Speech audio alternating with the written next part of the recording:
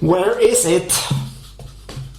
Why does the scoop always sink to the very bottom of my protein supplement?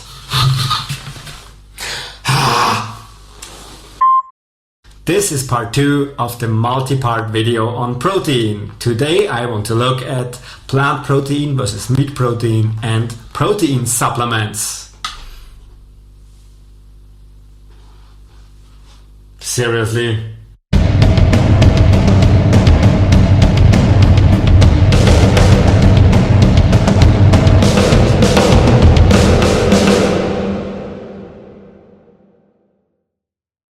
Hello and welcome to part 2 of the multi-part video on protein on this channel. My name is Alex, I'm a sports science PhD with a doctorate in psychology.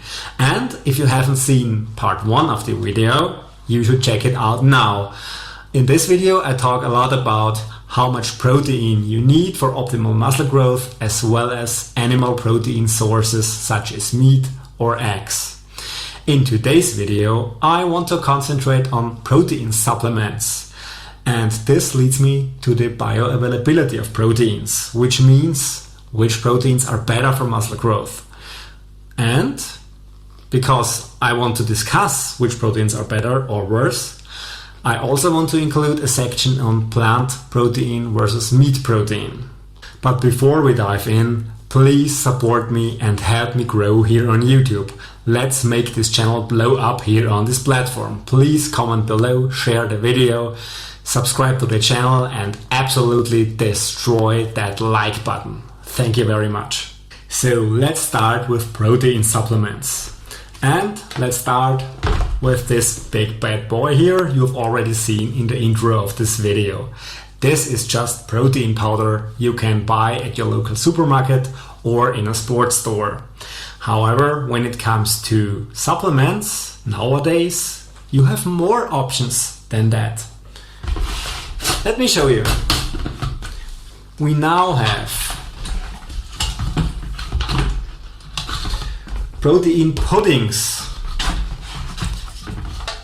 protein chocomousse, another version of protein pudding, and of course the all-time favorite, protein bars. So, do you need them? No, you don't. To build muscle, nothing of this is actually needed.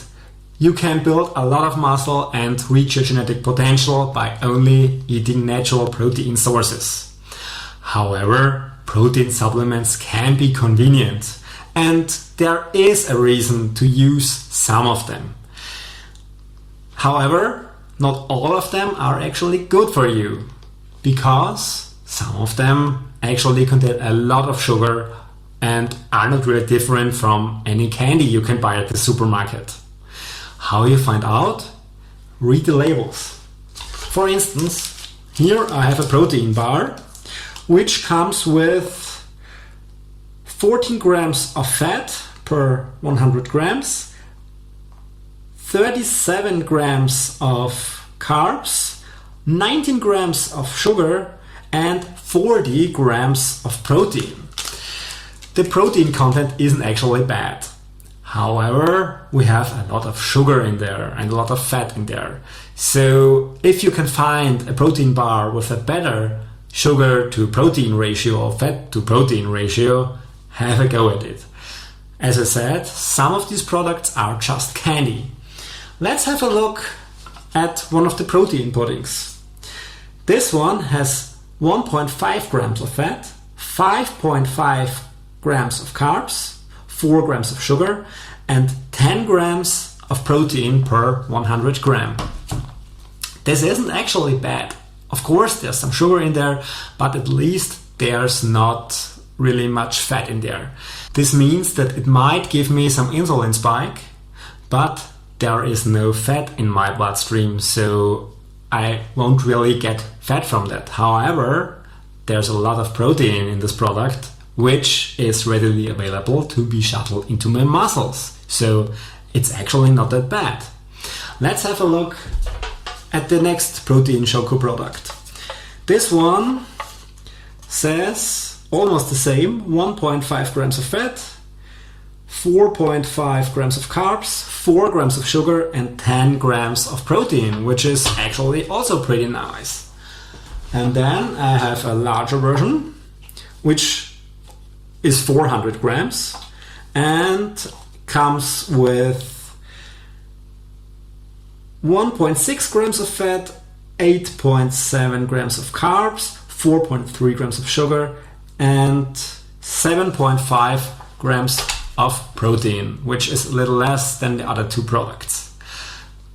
This isn't necessarily bad, but it's a bit worse than the other two products. And now let's come to the undisputed king of protein products or protein supplements, the protein powder. We have 2.5 grams of fat, 5.8 grams of carbs and 74 grams of protein. This is a lot. And now you might already realize why protein supplements can be convenient. As I said, nothing of this is actually needed to build muscle and lose body fat. However, if you ask me, 74 grams of protein per 100 gram are actually a not so bad argument to use them from time to time. The thing is, for ethical reasons and for practical reasons and also for financial reasons, eating half a cowshed per year isn't the best idea. So you will have to vary your protein sources. And supplements sometimes come in handy. If you don't have a lot of time, if you're busy, just have a shake or have a protein bar with you when you're traveling. This isn't a bad idea. And if you just are relaxing on the couch and get some cravings for sugar or other things you shouldn't eat, have a protein pudding. Let me tell you, protein puddings actually transformed how I diet down to single-digit body fat. I know, not all of them have high quality protein and some of them contain a lot of sugar, but by having a good look on the labels, you can probably find some products you can consume on a more or less regular basis and build muscle. So for me, they were a game changer because I love chocolate and these things actually stole my cravings. So whenever I want chocolate and I'm really on a strict diet, I have a protein treat instead. There isn't much sugar in there and they help me with building muscle and losing fat. So why not have just a protein pudding? However, please don't be scammed. Marketing experts have realized in the recent years that more and more people are getting into fitness and building muscle. And they've also realized the protein may be the key to being lean, muscular and beach ready. So they put big and flashy labels on their products saying protein for products that might sometimes or almost always be loaded with a lot of sugar.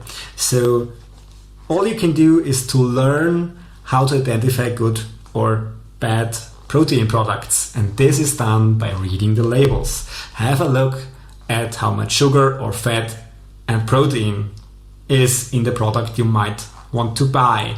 If there's a lot of sugar, leave it in the shelf. If it has a very good and high protein value, you might want to see what type of protein that is, because not all proteins are digested the same way, because some proteins can be absorbed more easily than others.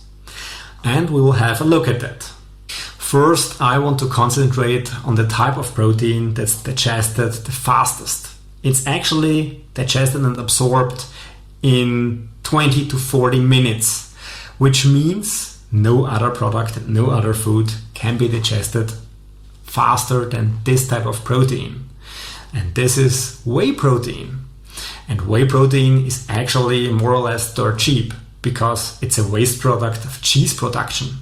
You know, during cheese production, when those big vessels are filled with liquid and the cheese settles at the bottom, there's a liquid that floats above. That's whey.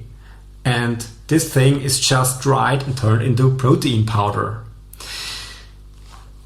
Compared to other animal proteins, which are digested very slowly, whey protein enters your bloodstream about 20 to 40 minutes after digestion, which means no other product you can find actually can be measured in your bloodstream just after 20 minutes. So if you need a protein that's digested quickly, take whey protein. This makes it perfect for in the morning. But don't get me wrong, as I said, you don't need anything of this. However, when you think about it, you're going to bed and sleeping around 7 to 9 hours, and your body is fasted when you wake up. In this state, your body actually is mildly catabolic, which means you're losing muscle. Your body needs protein and takes the protein from your muscles. To prevent this, you can actually have a whey protein shake right in the morning, which gives you a nice shot of protein in your bloodstream, and your body will start to use this protein instead of attacking its own muscles. So, although you don't need it, having protein in the morning is a good idea, and having whey protein in the morning is actually a way better idea. Pun intended. Yes. When it comes to whey protein, it's not just a protein supplement you use because you want to build muscle. Whey protein has actually some very nice health properties. Tell me you're selling whey protein without actually selling whey protein. Whey protein is actually the Chuck Norris among proteins. It even can kill cancer cells. And no, that's not a joke. That's the truth. Whey protein was shown to kill certain tumor cells. What's more, whey protein has antibacterial effects in the ear, nose and throat regions. So if you're having a cold, you might consider having some whey protein as an additional defense line, at least against bacteria. I know the cold is virus-based, so it won't help in this regard. What's more, whey protein also boosts your immune system by increasing your antioxidant defense. And it also has effects on gut health and can neutralize certain toxins and can help your body to take up iron. It also lowers the fatty acid content in your blood, so it helps you with fat loss. And what's also interesting in the context of fat loss and muscle growth, it increases your insulin sensitivity, which means it decreases your likelihood of going type 2 diabetes and makes you more sensitive to insulin. And in this context, whey protein is actually very special because whey protein, compared to other proteins, leads actually to a insulin spike. So you shouldn't combine it with fats. You should, if you combine it with anything, combine it with carbs. There's a very sharp and steep increase in insulin, which might also have to do with being available in the bloodstream after 20 minutes. However, this is a highly anabolic situation for your body. Whey protein was shown to be highly anabolic, which means muscle growth promoting compared to other foods and other protein sources. Because it contains so-called BCAAs, branched chain amino acids, which are also present in other protein sources, of course. So don't fall for the scam and buy BCAAs separately as capsules or in any other form. You just need whey protein or some animal protein sources. That's enough. As a side note, because of its easy digestibility, whey protein has the highest so-called biological value, which just means that it enters your body very fast, faster than any other protein source known to man. If you want to buy whey protein, please focus on whey isolates. Focus on 100% whey protein isolates, because there are also a lot of products that actually are whey proteins mixed with other proteins. For instance, bean protein or soya protein or egg protein. Those are actually not the best quality. Focus on 100% whey isolate. That's the best thing you can get. The second thing I want to talk about, the second protein I want to talk about, is casein protein. This protein is more or less derived from cheese and not a waste product of cheese production. Casein protein is also present in cottage cheese. And casein protein is a bit different to whey because it's very slowly digesting. Casein protein actually stays in your bloodstream for 7 to 8 hours.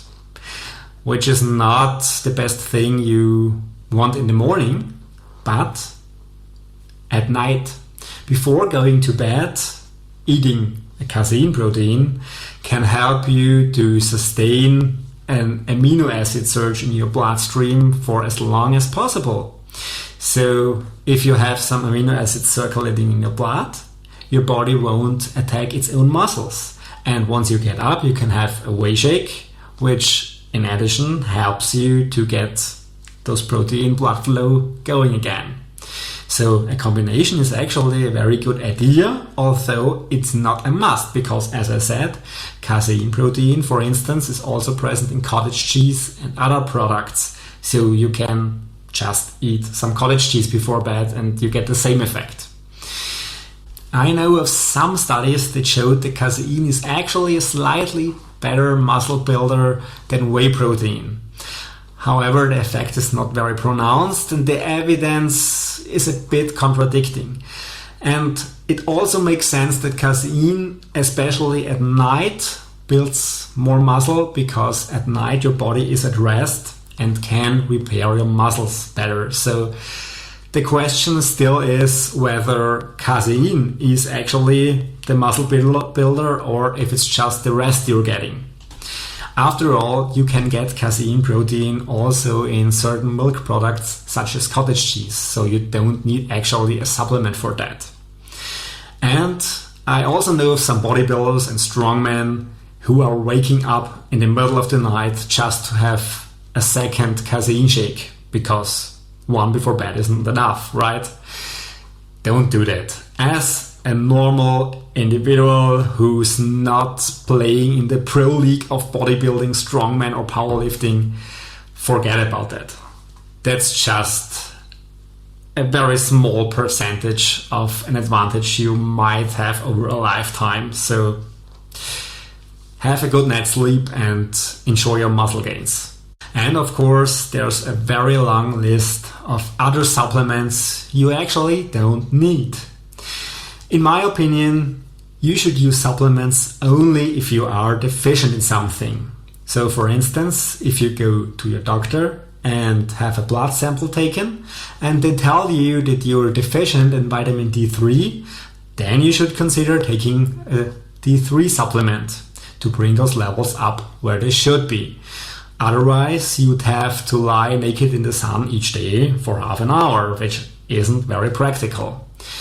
And for me, the same strategy applies to all other supplements. So you don't actually need BCAAs if you are already ingesting enough BCAAs by whey protein or animal products.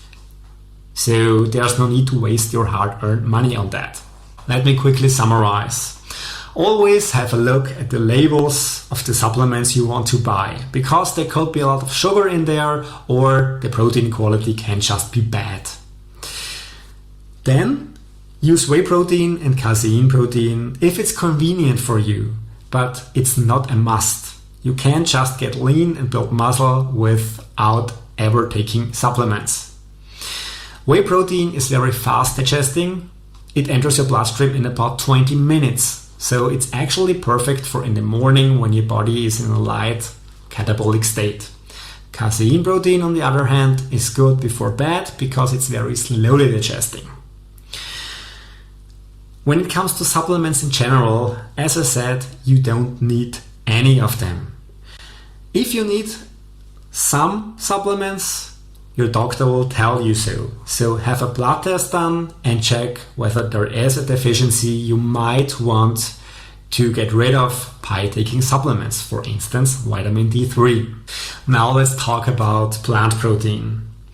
Plants, of course, veggies can be rich in proteins. However, they can also be rich in fiber, which is slowly digesting, and actually a very good thing for your digestion process and for your intestines and your stomach. However, due to this slow digestion, compared to whey protein, you can't actually get the same effect, which means it won't enter your bloodstream in just 20 minutes. Another disadvantage of plant proteins is their bioavailability, which means that you have to ingest a lot more plant protein to get the same muscle growth potential as compared to animal proteins, because they are not as similar to our cells as proteins from animals. So this means you would have to eat more, which also means that you'll get more carbs. And the problem is, getting more carbs also means getting more calories. So if you only want to rely on plant protein without supplements, you will have a hard time controlling your calories, because beans or soy can be rich in calories and carbs, which can destroy your energy balance quickly. And yes, I know there are plant protein supplements. The worse bioavailability of plant proteins also applies to supplements. There are studies showing that whey protein and casein protein are actually way better when it comes to muscle growth than plant proteins. It's like getting drunk from pouring water into your vodka. It still works, but if you drank it pure, it would work even better. And that's it for the second part of this multi-part video on protein. How many there are left? Just one. One more video on the anabolic window of opportunity, which answers the question whether there is a window of opportunity after your training where your body actually needs and absorbs nutrients better to maximize your muscle growth or not. Thank you so much for watching. Please share this video, comment below and subscribe to the channel if you haven't yet. And please, absolutely, destroy and obliterate that like button. Send it into the galaxy and beyond. Help me blow this video and this channel up here on YouTube. Thank you so much.